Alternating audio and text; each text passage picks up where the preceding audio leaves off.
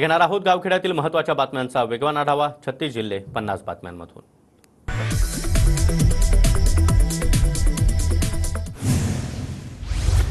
पुढील 48 तास राज्यामध्ये मुसळधार पावसाची शक्यता. हवामान खात्याचा अंदाज. तर कोकणामध्ये आज पावसाचा येलो अलर्ट.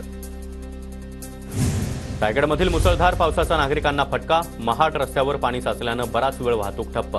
लाडवलीमध्ये पूल नसल्यानं नदीचं पाणी रस्त्यावर. रत्नागिरीमध्ये देखील दमदार पावसाची हजेरी. ग्रामीण भागामध्ये शेतकऱ्यांच्या आता पेरणीसाठी लगबग. अमरावतीमध्ये 53 पाणी प्रकल्पांमध्ये केवळ 37.49% जलसाठा शिल्लक. दमदार पाऊस झाला नसल्यानं पाणी टंचाईचं संकट उभं राहण्याची शक्यता. साताऱ्याच्या कोयनानगरमधील ओझरडे धबधबा प्रवाहित. 800 फूट उंचीवरून कोसळणारा धबधबा पाहण्यासाठी पर्यटकांची मोठी गर्दी. कोल्हापूरच्या धरण क्षेत्रामध्ये गेल्या काही दिवसांपासून दमदार पावसाची हजेरी. राऊतवाडी धबधब्यासह परिसरातील काही धबधबे प्रवाहित. रत्नागिरीमधील कशेडी घाटात बोगद्याला गळती. बोगद्याचं काम निकृष्ट दर्जाचं असल्याचा वैभव खेडेकर यांचा आरोप. मनसेकडून आंदोलनाचा इशारा. मराठवाड्यामध्ये 1628 गावांमध्ये टँकरनं पाणी पुरवठा. पावसाळा सुरू झाला तरी देखील पाणी प्रश्न अद्यापही कायम. पूर्व विदर्भामध्ये पावसानं पाठ फिरवल्यामुळे शेतकरी चिंतेत. नागपूर, चंद्रपूर, गडचिरोली, गोंदिया आणि भंडारा जिल्ह्यातील पेरण्या खोळंबल्या. धुळ्यामधील शिंदखेडा तालुक्यामध्ये मुसळधार पाऊस.